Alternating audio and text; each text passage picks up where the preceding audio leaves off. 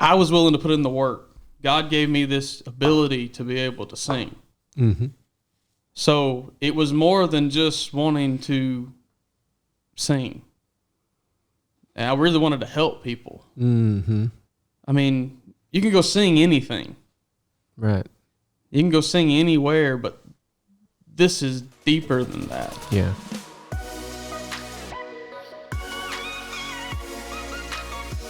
All right, this is my man Chip Pullen. I've been knowing you half of my life and all of yours. Pretty much. Yeah. So, really, I wanted to just have a sit down with you about something that we've already talked about a little bit briefly in the shop over there. It's about potential, talent, and work. And I know people come up to you all the time because, which you can give me some background on you're different. And don't be modest. Like, go ahead and just let it go and say, hey, man, these are the things that I've done. Because I know you're you're just a humble dude anyway. You don't flaunt it. But you've done some stuff, pretty awesome stuff. But I just want to talk about that. Talent. People say you got loads of it, man. And that's a fact. I mean, you sing like a bird. I don't know about singing like a bird, but sing like a man. Yeah. I'd rather say that. Yeah, I mean, I've got to do some really cool things. Mm-hmm. I traveled for 4 years in professional Southern gospel music, and loved every minute of that. But you do get that, you got that God-given talent stuff. Like, you didn't have to work for it to get there. You didn't have to do anything really, but they didn't go back to the 15-year-old me that was, taking voice lessons year after year after year after year and chasing this dream that I really wanted to accomplish. Mm-hmm. And they didn't see all that. They didn't see the years that I spent, traveling locally in a car with a trailer, trying to go to dates and try to get a little better, going to performance schools. And they just think, you wake up one day and you can sing with Gold City. And that's not how it works. Right. Unfortunately, that's not how it just happens. Right. And so I think people get a little misconception, I guess, because I do think we all have talents. We're all good at certain things and whatever God has given you that. But if you just say this is the talent and then I'm not going to take it any farther, I mean, that's not how that works. You have to work at it. You have to say, I want to get better at it. Right. I mean, just having the talent to sing a note it's not good enough. You have to have a drive to do better. It's just like business or anything else. You have to have a drive to be better, to do better, to get bigger. And I mean, that's always been my idea on the talent thing. So how does that make you feel? How does that make you feel whenever you know what it takes to get to where you are, but then somebody walks up and goes and says that? Like, and I mean, do you write it off as like, well, that they just don't know? Or is it insulting sometimes? I guess within yourself, yeah, maybe it's a little bit insulting because it's kind of like you have no idea what it took to get here. Mm-hmm. But at the same time, I guess I'm the kind of person that's like, you don't understand. Mm-hmm. So, oh well. Yeah. And you just say appreciate it and you go on about your life. Because, I mean, you're not going to ever change their mind and you're not going to have the opportunity to sit down and say, hey, no, this is where I started and this is how I got there. Right. There was a lot of steps to get to where I ended up. And, there was reasons for those steps, and looking back now I could see them. But, at the time it was like, I'm never going to make it. But I just kept pushing. Mm-hmm. And people said, you're never going to make it. I don't know why you keep trying. And that's not the cool thing to do. That's what, you should do something different. Just, you're chasing a dream you're never going to actually obtain. But that kind of stuff just drives you. And then when you get there, everybody's like, you just woke up and you got here. No, no, that's not happened. Trust me. Right. I lived it. So yeah. And I mean, a lot of that stewardship too. I mean, you just, whenever you were saying, hey, I take what I've been given and then move it and then move it again and then move it again. And that's painting a perfect picture of stewardship. Oh, most definitely. Because, I mean, everything has steps. I mean, I can think back to being 15 and going to my very first music school. And I remember everybody thinking, they wanted to go play college basketball and they wanted to play college football and all these. I'm sitting there going, no, I'm too fat and slow to play any of those sports. Not good enough to do that. But then I go to music school and I'm like, I could do that. I like that. Yeah. I might be able to make something of this. And then you just keep pressing and you keep going and you keep going. And years later, you're sitting there going, maybe we could sing in college. And you do that. And then maybe you can sing locally. And you did that. And then you finally get the shot to try it with a group. Yep. And it may not be everything you thought it was. Because I know my first one wasn't. I pulled up looking for a bus and it was a van and a trailer. Yeah. I did the 300 dates the first year I traveled. 300 dates. 300 dates in a year the first year I traveled. I mean, are you playing multiple a day? Is that even possible? It was awful. Man. You're doing multiple dates. I mean, you can do 10 and 12 day runs. We did 10 and 12 of every day. Of every single How does that work? Day. Does that not wear out your you're singing, performing. Does that not wear out your whole? That gets into some technical things. Okay. No and yes. So you can preserve. I can make that work. That's a technique thing. So you can learn how to. I mean, you can get up every morning and you can go run. You can get up every morning. You can go work out. You can get up every morning. You can do your job.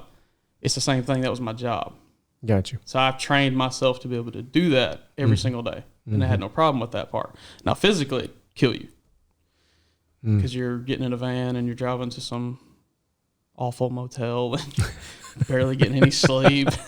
You get in the back in the van and it's just constant moving, traveling, and everything like that. So that first year was rough, and then you finally make it to the Gold City days, and it was, I mean, in case anybody doesn't know who Gold City is, I mean, because people don't. They're probably one of the biggest, if not the most recognized name in Southern gospel music. They're one of the most recognized names in Southern gospel music. They've been there since the early '80s. Tim Riley, I mean, he's a legend. Mm-hmm. He's an icon in that music, and it's Southern gospel music. It's a little different. It's not like country and rock and all that kind of stuff. You're not that kind of level. Yeah. But it's that profession. I mean, it's that industry. It's Southern gospel music. So, yeah, I mean, Gold City is a very prominent name, or was at the time, and it's still, they're still a really good group. Yeah. I mean, they're still getting it as much as COVID allows nowadays. Right.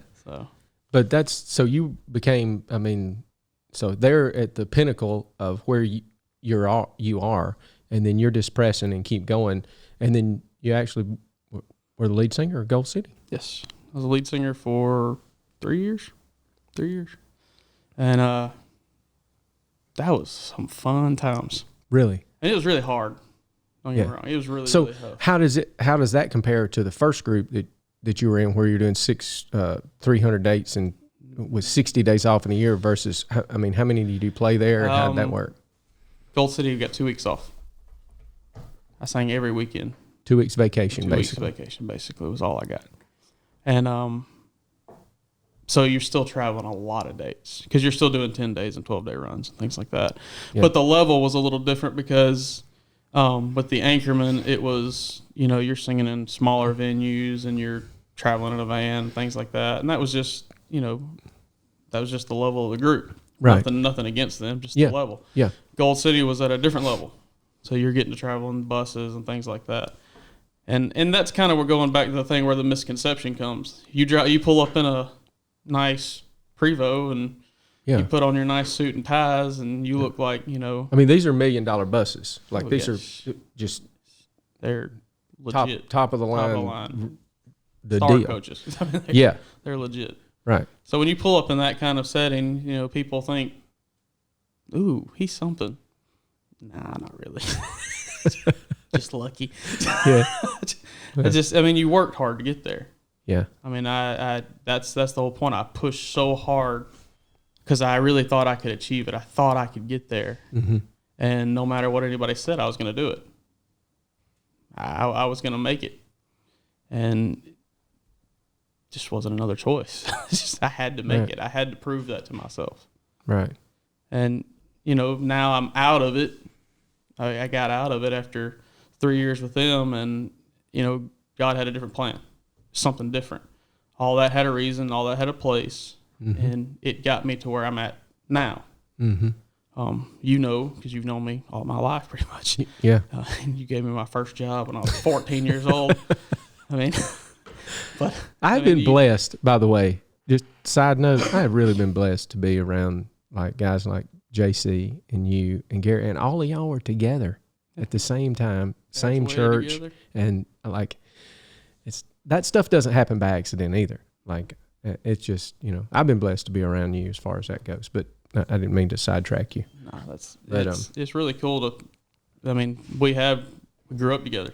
Went to school together, graduated together, worked together. I mean, it's kind of cool. Worked here together. Worked here together. Me and Jason worked here together a long time ago. Yeah. Still here. Yeah. Yeah. So, yeah, I mean, that's been cool. But it, God just has a plan for everything. And, I mean, you like I was saying, you knew me from way back when. Mm-hmm. I'm very introverted. Yeah. Very, very introverted. Yeah. This kind of stuff terrifies me. I hate this kind of stuff. Yeah. It's. Well, to see you on stage, like for me to know you as a 14-year-old young boy, and then me to see you as a man commanding the stage, and that was just such a, like, it was a shock. I was so proud. I mean, you know, you're not my child, but man, I was proud. I was proud for you. I was proud for John. Like it just, I don't know, man. It was awesome. And that's, I mean, I think that's what, you know, God sets that thing up like that because, and you don't want to get, I mean, maybe you don't want to get too over spiritual about it, but you know, it's as spiritual as you want to get, man. It's the thing with the reality. You know, God set it up a certain way. In my life, I know because I was willing to put in the work. God gave me this ability to be able to sing. Mm-hmm. So it was more than just wanting to sing. And I really wanted to help people. Mm-hmm. I mean, you can go sing anything. Right. You can go sing anywhere, but this is deeper than that. Yeah. So I wanted to see somebody's life change and see somebody actually be uplifted. Mm-hmm. So when you go into that kind of music, that's what you're trying to do. Mm-hmm. And then, you know, years later, God calls you to preach. And then you're sitting there going, well, I can't do that because I can't talk. Well, you couldn't sing at 14, but now you can sing. So now we're going to learn how to talk. Yeah. And, you know, now I can look back and go, well, God put me in this position so that I would be more comfortable. Yeah. And then when I got to this position, he made me more comfortable. And now I can get up and preach. Mm-hmm. And I'm relatively comfortable. Yeah. It's never really comfortable, but, you know, I can do it. And I think that's the whole progress of, you know, working and all those things. But you have to put in the work. Mm-hmm. You have to be willing to develop on what talents you have. And if you don't develop it, then it's wasted. Right. Yeah, I mean, and we've, you know, that's probably, I look at somebody who is very, you would think are very talented at speaking and delivery, and you leave out of a seminar or a church service, and somebody has laid it out there for you in such a way that you just absorbed it. Yeah. That didn't happen by accident either. Oh, no. There's hours of preparation and honing the craft of preaching, speaking, you know. And I don't want to diminish it in any way, you know, but there's a lot of work that goes into that. Almost definitely. You have to prepare. And it's years and years of doing it. Right. I mean, it's years of getting there. Mm-hmm. It's years of people saying you shouldn't and you can't. Mm-hmm. And I remember in high school and people laughing because that's a stupid dream. Mm-hmm. That's a stupid dream. Why would you want to do that? And why would you want to do it in that kind of music? Mm. Well, because you didn't understand it. Right. You didn't understand what I was trying to get to. I wanted it to be more than just singing. For one, singing's not cool to a 14-year-old. Well, it was cool to me. Mm-hmm. Football was important to you. Basketball was important to you, but you ain't going to make it anyway, so why are we worried about it? Yeah. So yeah. I just took what I was good at and I made it work. Mm-hmm. And no matter what people said about it, you know, it was my end game. That was where I wanted to get. How was that? How explain that? All right, so you got folks. How do you handle? You can't. You can't do this, or I don't think you should do this, or this is a terrible idea, or blah blah blah. That kind of negativity. How do you handle that? How do you handle it? Is it absorption? Do you go home and you meditate on it? Is that fuel in the tank? What is that? How do you handle it? Some people, I think, would say that drives them. Mm-hmm. You can't do it, so I'm just going to do it anyways. Mm-hmm. That wasn't my drive. My drive was already there before you ever said I couldn't do it. Mm. My drive was because I wanted to accomplish this goal. I wanted to be the best singer I could be. I wanted to see lives changed. And God instilled that in me to do those things. I do not care what you think about it. It does not make any difference to me what you think about what God wants me to do. Yeah. And if you get in my way, then I'll just move you over and I'll keep going. Yeah. And if you want to believe in it and you want to get with me, then we'll go. And if you don't, then stay over here. Get out of my way, step aside, and I'll go on about my business. Yeah. And so I never really used that as drive for me personally. That wasn't something that was that wasn't something that pushed me, was people saying you can't do it. But I mean, it does make you aggravated, I guess, a little bit. It makes you agitated because it's like, you shouldn't do this, or you should do this, or whatever. Well, that's not what God wanted me to do. Mm-hmm. Figure out what God wants you to do, and you do that. Let me do this. Yeah. I mean, you hear a lot of people that perform at an elite level. They use dark energy, so to speak, the negativity and the you can'ts and that kind of thing to press down and to really give you this. So you're drawing from a negative source, but your source was completely different. Like, it's not, you weren't spending the extra hour in the gym, in the studio because of negative. No, mine was pushed by the dream. Mine was pushed by the dream. Mine was pushed by my conviction. It was deeper than just the negativity. Mm-hmm. And to me, it had more purpose that way. I mean, we've talked about purpose a lot, and you actually really got me to thinking about it a lot more. So it had more purpose than just, I got to prove you wrong. I don't care if it proves you wrong or not. There's people that still think I can't sing. I don't know of any, man. All they got to do is look you up on YouTube, and they'll figure out real quick, okay, this boy can sing. But I mean, there's people out there that, you're not as good as this person. You're not as good as this or that or whatever. That's fine. That's fine. It goes back. God called me to do this. I'm going to do this. God gave me the ability to do it. And then I jumped on it and said, you know what? How good can I get? Mm-hmm. How hard can I push myself? And how hard am I willing to work to get there? Yep. And I still work at it. I still take voice lessons. I mean, I'm not going to stop. I can always get better. I can always be a little better. I can be a better performer, a better speaker, a better singer. I can always be better. Right. And I mean, if you quit working, you might as well just quit and just stop doing it. Right. So. Right. I love that. And so, you tie it in with a purpose. Yeah. Purpose. That's the driving thing of the whole thing. And you're operating from purpose. Yes, sir. I mean, that is my drive. Yeah. And, for other things, you may have a different drive. You may say, yeah, you have to go to that darker place to try to find something. But honestly, if you find what your purpose is supposed to be, that's a better drive. Yeah. I think so too. I mean, I honestly think that's a whole lot better drive than just, I got to prove somebody wrong. Yeah. Because that's so temporal. Like, that's so surface. Well, then you're constantly looking for something that's to negatively bring into your And why have core. all the negativity anyways? Right. Why not try to be more positive about the situation? Yeah. And I mean, to me, that makes it all around a better, what you're trying to accomplish better. Right. Well, and not sounding too new age, but then you're in the source. Right. I mean, the energy Yeah. is from the source, man. Yes.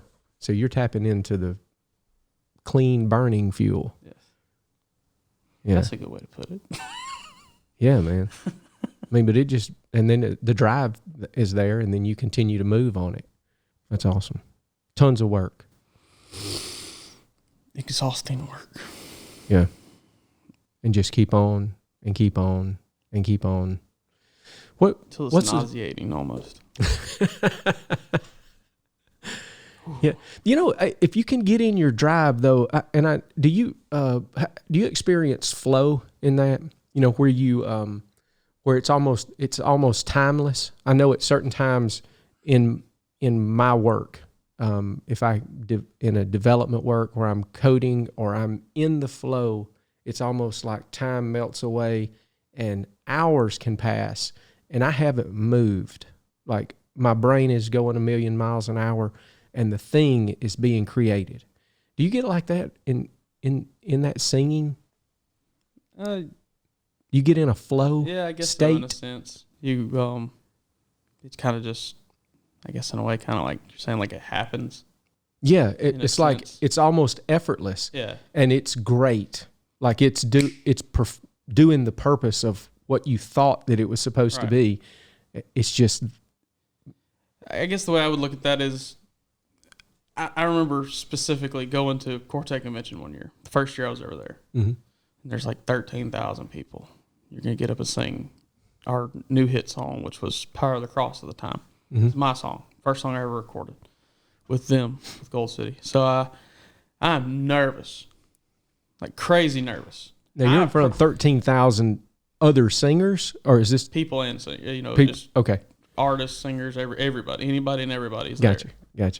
It's the biggest thing that Southern Gospel's got. So you stand up on stage and you get there, and I am nervous, shaking, because first time gonna get up there and sing this song that we just recorded that's just charted, and terrified. So you practiced.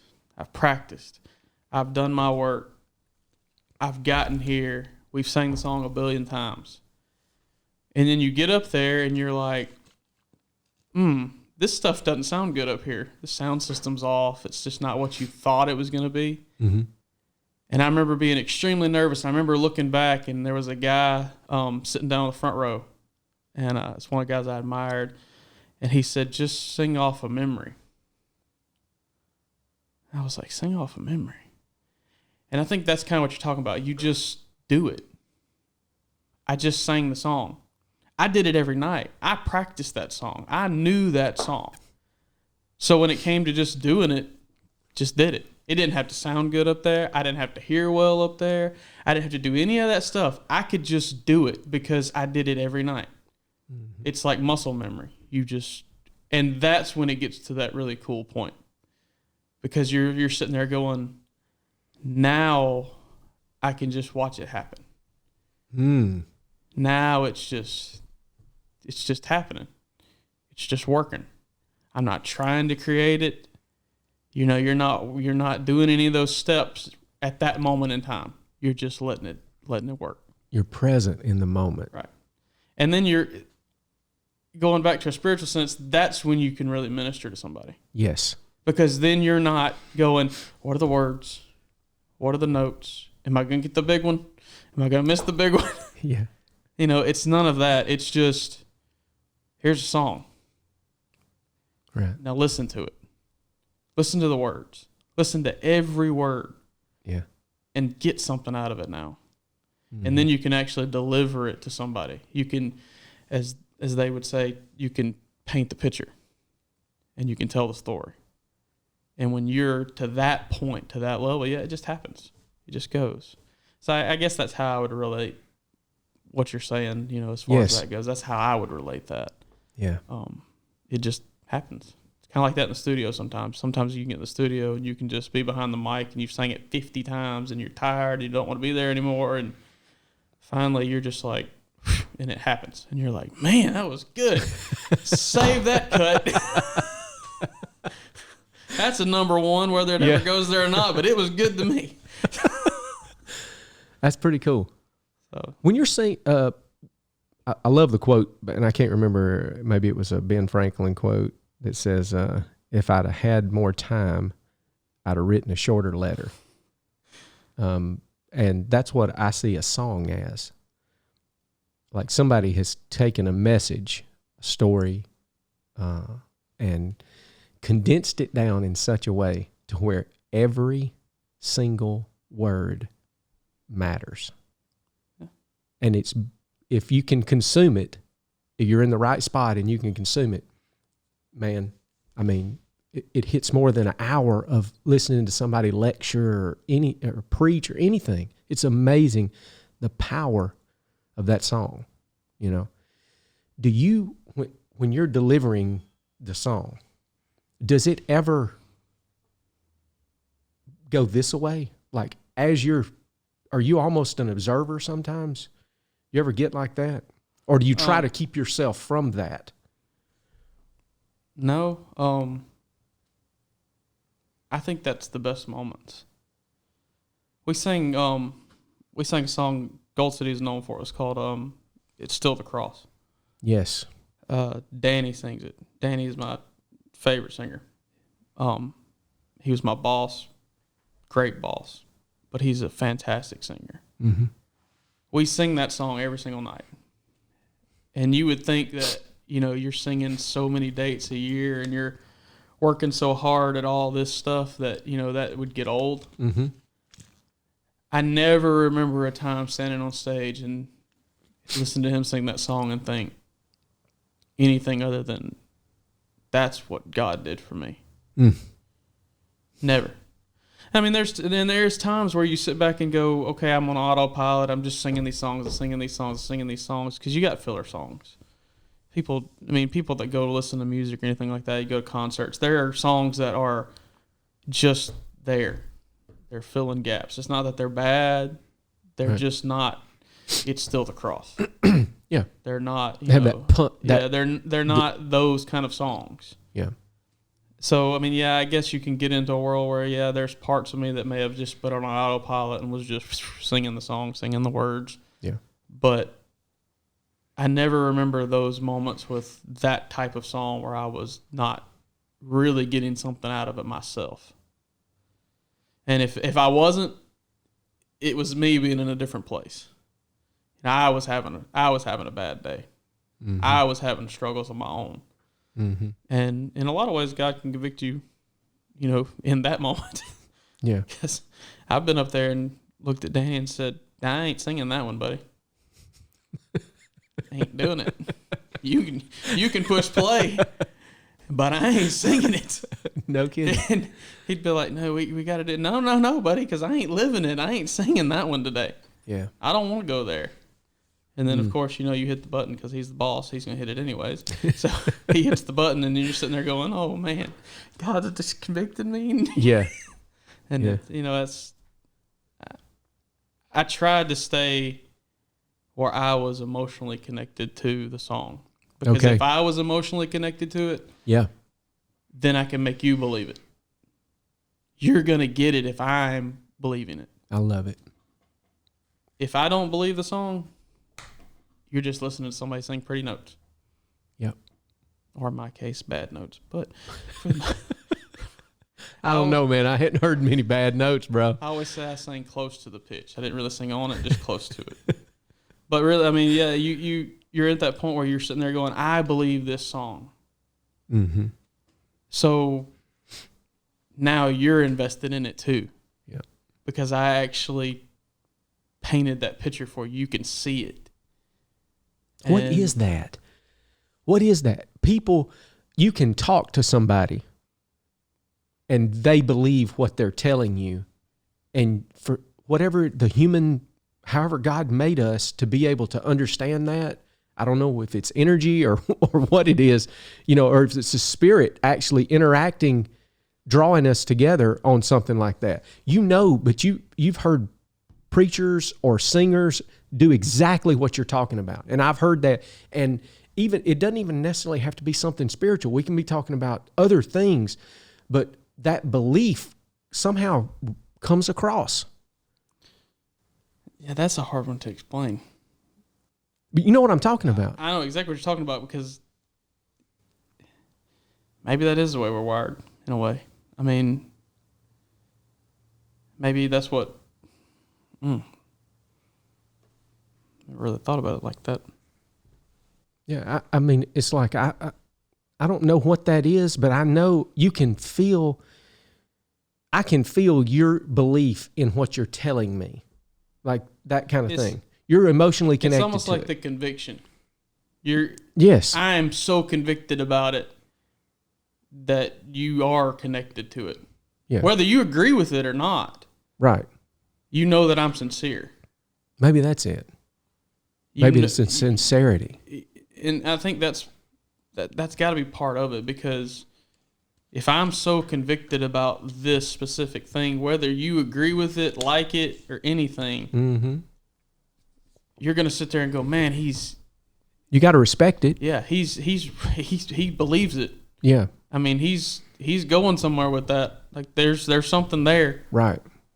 And I guess that's how I would look at that, because I mean that's hard though. That's hard to explain. When you're emotionally connected to something like that you're singing, how do you keep from getting too emotional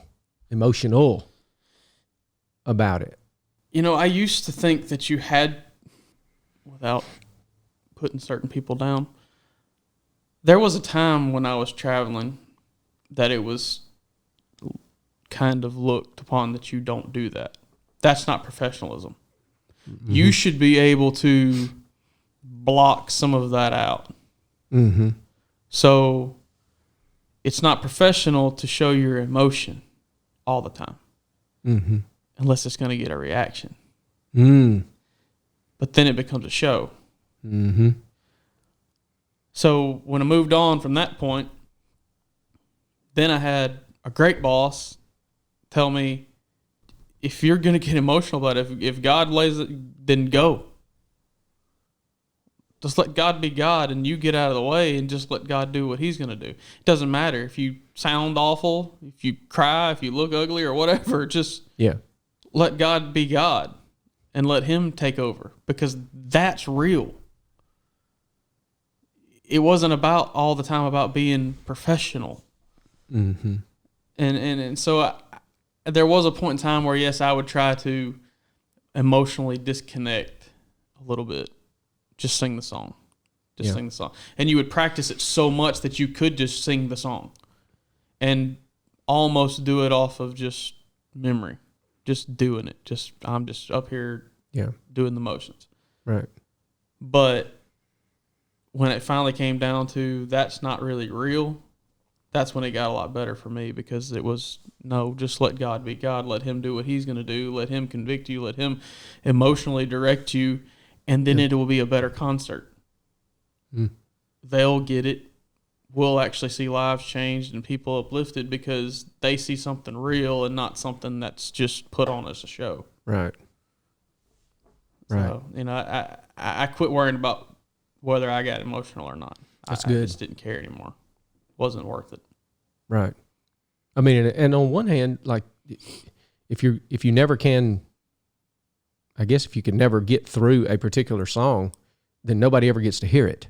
Right? I mean, you have to be able to get through it, or to pause and then regroup and go again. So there has to be that containment, but to not disconnect from it where you don't allow your emotion in it. Right. And I personally think in my mind, the way that I've always looked at it, Mm-hmm. I guess is I can be emotionally connected with something and present it that way without crying or losing it or whatever you want to call that. Yeah. Because I want you to hear it so bad. Like, I've sang it 50 billion times. Yeah. I want you to hear it. I want you to get it. Yeah. So I have to sing it.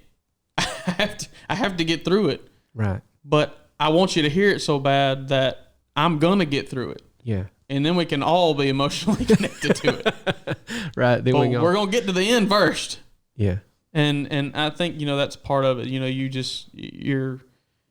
know that you've got to portray this message, and to portray the message, you have to get it out there. Right.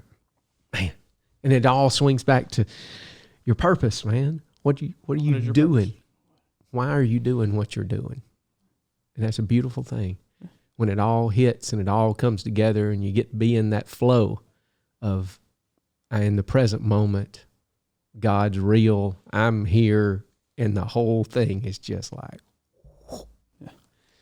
And that's a good feeling. That's the best feeling. That's the best, isn't it? It's that's like the next level kind of stuff. And it's, yeah.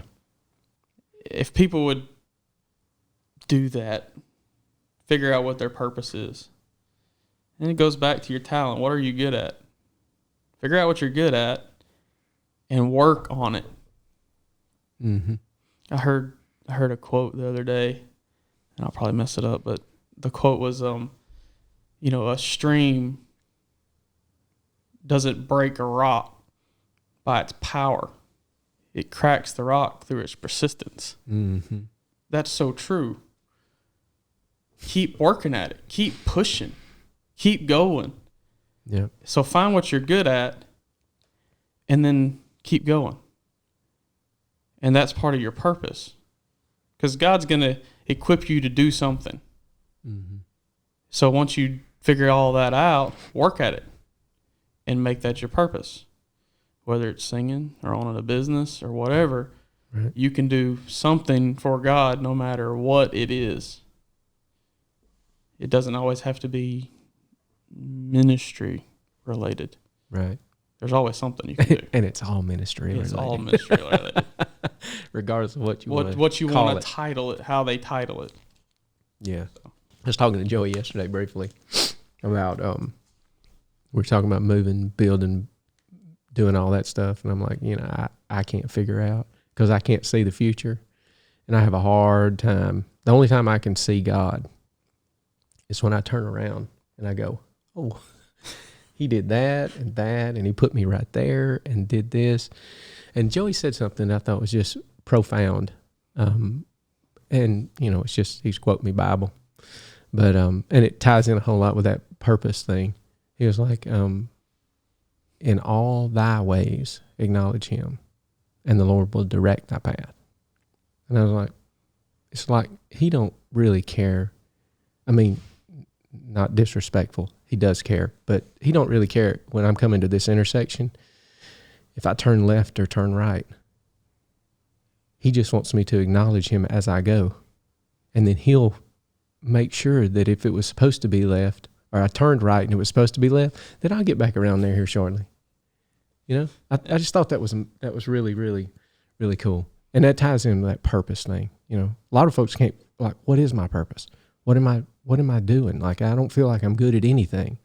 Maybe you're a generalist but there's something, always something. I truly believe there's always something. And I also believe that you have to walk through some doors too. I could sit here and say, yeah, I can sing, I can do all these things, but if I never go try out for the Anchorman. Truth. At some point in time, you got to walk through the door. Yeah. And that's in everything. You want to be a good business person, walk through the door. Say I'm going to, if I want to build it, I want to be bigger or whatever, yeah. Step up and do it.